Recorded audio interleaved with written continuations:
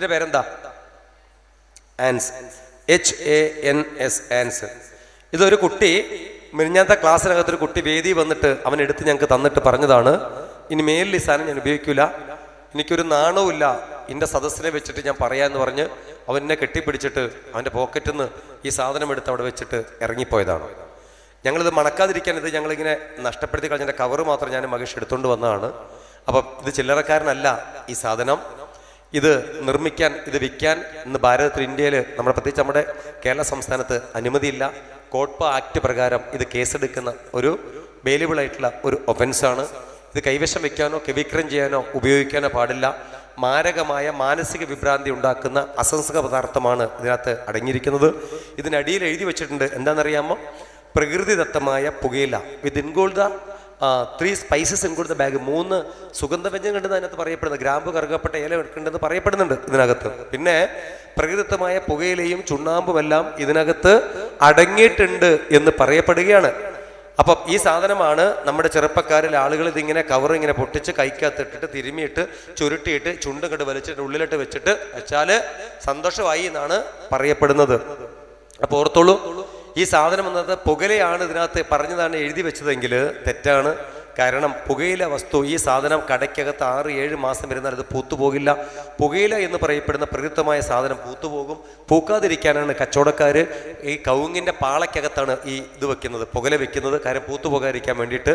പക്ഷേ ഈ പറയുന്ന സാധനം 1.5 വർഷങ്ങൾക്ക് മുമ്പ് ഈ പറയുന്ന ഹാൻസ് എന്ന് പറയുന്ന സാധനം 1 മാസത്തിൽ കൂടുതൽ കടയിൽ വെച്ചിരുന്നെങ്കിൽ പൂത്തുപോകുമായിരുന്നു. പക്ഷേ ഇന്ന് കിട്ടുന്ന ഈ സാധനം 1 വർഷം കടയിൽ വെച്ചാലും പൂത്തുപോകില്ല.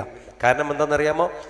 ഹൈദരാബാദിലെ നാഷണൽ ഫിസിക്കൽ ഹെൽത്ത് ലബോറട്ടറി രാസപരിശോധനയ്ക്കായി 12 പരം പാൻ മസാലകൾ പരിശോധനയ്ക്ക് അയച്ചപ്പം ആ പരിശോധന റിസൾട്ട് പുറത്തു വന്നപ്പം ഞെട്ടിക്കുന്ന വിവരങ്ങളാണ് പുറത്തിറങ്ങിയിരിക്കുന്നത്.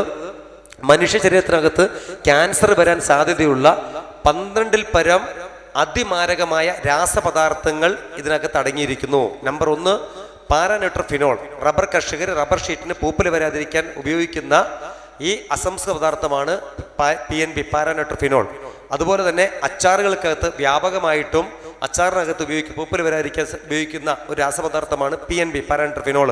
ഒരുപക്ഷെ ഉമ്മമാരൊക്കെ ഇവിടെ അറിയാം, നമ്മളൊക്കെ വൃത്തിയായിട്ട് നല്ല രീതിയിലൊക്കെ മാങ്ങ, നെല്ലിക്കയും കണ്ണിമാങ്ങയൊക്കെ അച്ചാറിട്ടിട്ട് നമ്മൾ തൊടാതൊക്കെ നമ്മൾ നനഞ്ഞ തവിയൊക്കെ ഉണ്ടെങ്കിൽ അത് നമ്മൾ തൂത്ത് തുടച്ചിട്ടൊക്കെ ആയിരിക്കും നമ്മൾ അച്ചാറത്ത് ഇടുക. അച്ചാറൊക്കെ കുറച്ച് പഴകാനൊക്കെ നമ്മൾ എടുത്ത് സൂക്ഷിച്ച് വെക്കും. പക്ഷേ എങ്ങനെയൊക്കെ സൂക്ഷിച്ചാലും എങ്ങനെയൊക്കെ എടുത്ത് വെച്ചാലും നമ്മളൊക്കെ വീട്ടിൽ ഉമ്മമാരിടുന്ന അച്ചാറൊക്കെ പെട്ടെന്ന് പൂത്തു പോകുന്ന കാണാൻ പറ്റും. പക്ഷേ കടയിൽ നിന്ന് പുറത്തുനിന്ന് വാങ്ങുന്ന അച്ചാറൊക്കെ വീട്ടിൽ കൊണ്ട് വെച്ചിട്ട് നിങ്ങൾ അടച്ചു വെച്ചില്ലെങ്കിൽ കുഴപ്പമില്ല. നിങ്ങൾ കൈയിട്ടാലും കാലിട്ടാലും സാമ്പാറത്തിൻ്റെ പാത്രം ഇട്ടാലും ഇറച്ചിക്കത്തിൻ്റെ പാത്രം ഇട്ടാലും അച്ചാർ പൂക്കൂല. അങ്ങനെ തന്നെ ഇരിക്കും അച്ചാർ അവിടെ തന്നെ. കാര്യം എന്താ? പാരാനൈട്രോഫിനോൾ എന്ന് പറയപ്പെടുന്ന സാധനം വ്യാവസായിക അടിസ്ഥാനത്തിൽ അച്ചാറുകളൊക്കെ ചേർക്കുന്നുണ്ട്. അത് ചെറിയ കാര്യമല്ല. അപ്പൊ അതുകൊണ്ട് ആ സാധനത്ത് ചേർക്കുന്നുണ്ട്. അപ്പോൾ ഇപ്പൊ കിട്ടുന്ന ഈ ആൻസ് 1 വർഷം വരുന്നാലും പൂത്തു പോകൂല. ഈ സാധനമാണ് ചുണ്ടിനകത്ത് വെക്കുമ്പോൾ 10 പേരിൽ 2 പേർക്ക് ഇതൊന്നും ഉപയോഗിച്ചിട്ടില്ലെങ്കിലും ക്യാൻസർ വരുന്ന ലോകത്തിലാണ് നമ്മൾ ജീവിക്കുന്നത്. ക്യാൻസർ വന്നോട്ടെ കേട്ടോ, വന്നാലും ശരി, വന്നവരൊക്കെ ഉണ്ടെങ്കിൽ സങ്കടപ്പെടുകയൊന്നും വേണ്ട. ക്യാൻസറിന് ട്രീറ്റ്മെന്റ് ഉണ്ട്, കീമോ ഉണ്ട്, മെഡിറ്റേഷൻ ഉണ്ട്, പ്രാർത്ഥനയുണ്ട്, കൃത്യമായിട്ട് മരുന്നും കാര്യങ്ങളും വ്യായാമവും ഒക്കെ ഉണ്ടെങ്കിൽ ക്യാൻസർ രോഗം പ്രാപിക്കാൻ പറ്റുന്ന ലോകത്താണ് നമ്മൾ ജീവിക്കുന്നത്. പക്ഷെ ഞാൻ പറഞ്ഞു വരുന്നത് ഈ കവറിന് പുറത്ത് കാണുന്ന ക്യാൻസറിനെ കുറിച്ചാണ്. ഞാൻ പറഞ്ഞു വരുന്നത് ഈ കവറിന് പുറത്ത് കാണുന്ന ക്യാൻസറിനെ കുറിച്ചാണ്. എന്താണ് ഈ കവറിന് പുറത്ത് കണ്ട ഈ ചിത്രം? എന്താണ് ഈ കവറിന് പുറത്ത് കാണുന്ന ചിത്രം? എന്താണ്? കവിളിൽ ഓട്ടം വന്ന ചിത്രമാണ് കാണുന്നത്. ഈ അസുഖത്തിന്റെ പേരാണ് sub mucous fibrosis syndrome. Sub mucous fibrosis syndrome. മൃദുലമായ കോശഭാഗം പുകയില ഉൽപ്പന്നങ്ങൾ ഉപയോഗിച്ചിട്ട് അവിടുത്തെ കോശഭാഗത്തെ ഉമ്മിന ഗ്രന്ഥികളും അവിടുത്തെ രുചികുമളകളും നശിച്ചു പോകുമ്പോൾ അവിടെ ദുർഗന്ധം വരുന്ന, പഴുപ്പ് വരുന്ന, നീര് വരുന്ന, മാംസം ദ്രവിച്ചു പോകുന്ന അവസ്ഥയ്ക്ക് വൈദ്യശാസ്ത്രം വിളിക്കുന്ന ഓമന പേരാണ് സബ് മ്യൂക്കസ് ഫൈബ്രോസിസ് സിൻഡ്രോം. ഇത് പിടിപെട്ടാൽ ഒരാൾ പോലും രക്ഷപ്പെട്ടതായിട്ട് ചരിത്രം രേഖപ്പെടുത്തുന്നില്ല. 100 പേർക്ക് അസുഖം വന്നാൽ 100 പേര് മരിച്ചു പോകും. കേരളത്തിൽ 12,768 പേരാണ് കഴിഞ്ഞ 10 വർഷത്തിനുള്ളിൽ മരണപ്പെട്ടു പോയത്. ഈ കഴിഞ്ഞ ഇടയ്ക്ക് നമ്മളെ എല്ലാം വേദനിപ്പിച്ചത് വയനാട് ജില്ലയിലെ ഗോപാൽ എന്ന് പറയുന്ന വ്യക്തി 2014 അദ്ദേഹം മരിച്ചുപോയി. ഗാനമേള പാട്ട് പാടുന്ന വ്യക്തിയാണ്. രാവിലെ ഗാനമേള പാട്ട് പാടാനായിട്ട് എഴുന്നേറ്റിട്ട് പല്ല് തേച്ചുകൊണ്ടിരിക്കുക സ്പീഡിൽ.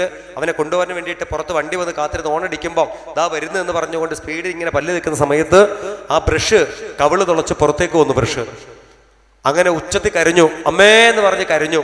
നോക്കുമ്പോൾ ആ ചൂണ്ടാവൽ ഉപയോഗിച്ചുകൊണ്ട് ഈ ഭാഗത്തൊന്ന് ഇങ്ങനെ തള്ളിയപ്പം ഇവിടെ ഓട്ട വന്നു. വീണ്ടും അമ്മയെന്ന് പറഞ്ഞ് കരഞ്ഞു. ഉറങ്ങുന്ന അമ്മയെ കരഞ്ഞപ്പോൾ ബിസിലടിക്കുന്ന പോലെ ഒച്ച വന്നു എന്നാ ഗോപാലൻ പറയണേ.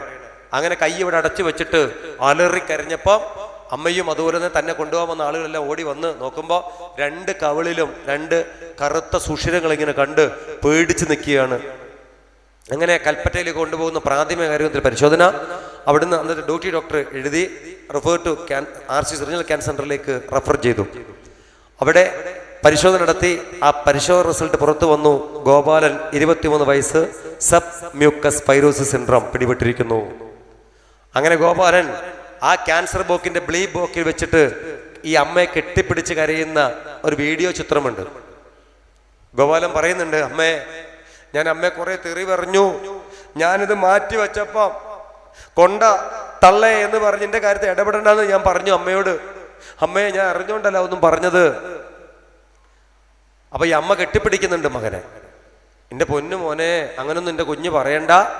എന്റെ മോനെ അമ്മ പ്രാകൂല. തലകണക്കകത്ത് വെച്ചിട്ടും ബെഡിനടി വെച്ചപ്പോഴും വണ്ടിയുടെ സീറ്റിനടി വെച്ചിട്ടും ഷൂനകത്ത് വെച്ചപ്പോഴും ഈ അമ്മ എടുത്ത് കളഞ്ഞില്ലേ? എന്നിട്ട് എന്റെ കുഞ്ഞ് താതാന്ന് പറഞ്ഞോണ്ടല്ലേ എന്ന് വന്നത് എന്ന് പറഞ്ഞ അമ്മ കെട്ടിപ്പിടിച്ച് കരയുന്ന രംഗമുണ്ട് ശാന്തേട്ടത്തി. നിർഭാഗ്യവശാൽ 1.5 മാസങ്ങൾക്ക് ട്രീറ്റ്മെന്റ് ശേഷം ഗോപാലൻ ലോകത്തോട് വിട പറഞ്ഞു. ഗോപാലിന്റെ അമ്മ ഇന്നും റീജിയണൽ ക്യാൻസർ സെന്ററിൽ B ബ്ലോക്കിൽ അവിടെ ഡെയിലി വേസ്റ്റ് എടുത്ത് തൂത്തുവരുന്നുണ്ട്. ശാന്തേട്ടത്തി നാട്ടിലേക്ക് തിരികെ പോയിട്ടില്ല. അപ്പം ഇത് ചില്ലറക്കാരനല്ല, മഹാദുരന്തം വമിക്കുന്നവനാണ് ഇവൻ. ഈ എഴുതി വെച്ച് 2 ഭാഗത്തും ക്യാൻസറിന്റെ ചിത്രങ്ങളുണ്ട്. ദയവ് വിചാരിച്ചിട്ട് ഈ സാധനം ആരെങ്കിലും ഉപയോഗിക്കുന്നുണ്ടെങ്കിൽ, ആരെങ്കിലും വിൽപ്പന നടത്തുന്നവർ നിങ്ങൾക്ക് അറിയാമെങ്കിൽ, നിങ്ങളുടെ മകളിൽ ആരെങ്കിലും വിൽപ്പന നടത്തുന്നത് നിങ്ങൾക്ക് അറിയാമെങ്കിൽ, നിങ്ങളുടെ സ്വന്തത്തിൽ ആരെങ്കിലും വിൽപ്പന നടത്തുന്ന അറിയാമെങ്കിൽ, നിങ്ങളുടെ നാട്ടിൽ ഇത് കിട്ടുന്ന കടകൾ നിങ്ങൾക്ക് അറിയാമെങ്കിൽ, ആ കടയ്ക്കകത്ത് ഇന്നു മുതൽ ആ സാധനം വിൽക്കാതിരിക്കാൻ സ്നേഹം കൊണ്ട് ചേർത്ത് പിടിക്കാൻ നിങ്ങൾക്കായിട്ടുണ്ടെങ്കിൽ ഈ ക്ലാസ് ധന്യമായി.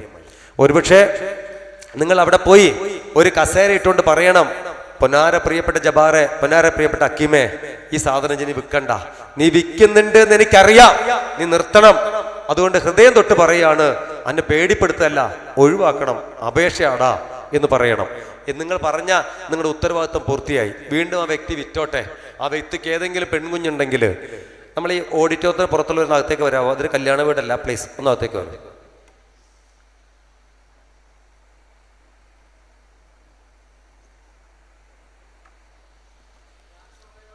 നമ്മൾ ഈ ഓഡിറ്റോറിയത്തിലുള്ളവരൊന്ന് ഒന്ന് അകത്തേക്ക് വന്നല്ലേ സന്തോഷമായി. കാരണം ഒരു കുറച്ച് സമയം ഞങ്ങൾ മലപ്പുറത്ത് നിന്ന് വരുന്നവരാണ്. ക്ലാസ്സിലൊക്കെ കുറച്ച് സമയമൊക്കെ നമുക്ക് കേൾക്കാന്നേ, വിശപ്പൊന്നും ഉണ്ടാവില്ല. കിസ്സൊക്കെ പിന്നെ പറയാം ബാ. അല്ല, ഞങ്ങൾക്ക് തോന്നുന്നത് വെറുതെ ബോറ് പരിപാടിയാണ്, ഇവിടെ ഒന്ന് പറയാം. നിങ്ങൾ കുറേ അവിടെ വർത്തമാനം പറഞ്ഞു നിൽക്കുമ്പോൾ ഞങ്ങൾക്ക് വലിയ വിഷമം തോന്നും. ഉണ്ടാ കേട്ടോ, എനിക്കൊരു വിഷമമില്ല. ഞാൻ ഇവിടെ ചോറിനാണ് ഇവിടെ ക്ലാസ് എടുക്കണത്. ഞാൻ രാവിലെ ഒരു ഇഡ്ഡലി മാത്രമേ കഴിച്ചിട്ടുള്ളൂ, വേറെ ഒരു ഭക്ഷണം ഇതുവരെയും കഴിച്ചിട്ടില്ല. പക്ഷെ എനിക്ക് വലിയ ക്ഷീണം തോന്നുന്നില്ല. കാരണം എന്താ, എൻ്റെ മുന്നിൽ നിങ്ങളിരിക്കുമ്പം എനിക്ക് വിലപ്പെട്ടവർ നിങ്ങളാണ്. അതിഥികൾക്ക് നമ്മൾ വില കൊടുക്കുക എന്നുള്ളത് നമ്മുടെ കടമയാണ്, നമ്മുടെ കടമ. അപ്പം അതുകൊണ്ട് ഈ ഓഡിറ്റോറിയത്തിൽ നിങ്ങളെല്ലാം പുറത്ത് നിൽക്കുന്നതുകൊണ്ട് ആ കുഞ്ഞുങ്ങളും പുറത്ത് നിൽക്കുന്നത് കേട്ടോ, കുഴപ്പമില്ല. Cancer bag. അപ്പം മക്കളേന്ന് വിളിക്കുമ്പോൾ നിങ്ങൾ എന്തോന്ന് വിളിയാക്കണം കേട്ടോ. മക്കളെ അതുപോരാ, കുട്ടികളെല്ലാം വിളിയാക്കണം. മക്കളെ. ഇതിന്റെ പേരെന്താണെന്നറിയാമോ? എന്ത്? അല്ലല്ല, ക്യാൻസർ ബാഗ്. എന്താണ്? ഉറക്കെന്ന് പറഞ്ഞേ. മക്കളെ, മക്കളെ. ഇതിന്റെ പേരെന്താണ്? Cancer bag. ഉറക്കെ പറഞ്ഞേ. Cancer bag. അങ്ങനെ പറഞ്ഞാ പോരാ, ഉറക്കെ പറയണം. എന്താ പേര്? ഒന്നുകൂടെ ഉറക്കെ പറഞ്ഞേ. ക്യാൻസർ ബാഗ് ആണ് ഈ സാധനം, ചെറിയ സാധനമല്ല. അപ്പൊ അതുകൊണ്ട് ഇത് ഉപയോഗിക്കുന്ന ആളുകൾ നിങ്ങൾക്ക് അറിയാമെങ്കിൽ അവരെ ചേർത്ത് പിടിക്കണം. പറ്റില്ലെങ്കിൽ ഞങ്ങളുടെ ഫോൺ നമ്പർ ഒന്ന് കൊടുത്താൽ മതി, ഞങ്ങൾ അവരെ ചേർത്ത് പിടിച്ചോളാം. 30 മിനിറ്റ് സംസാരിക്കാൻ ഞങ്ങൾക്ക് അവസരം കിട്ടിയാൽ മതി. ഡെഫിനറ്റ്ലി ഒരു ചേഞ്ച് ഞങ്ങൾ ഉണ്ടാക്കും, ഉറപ്പാണ്.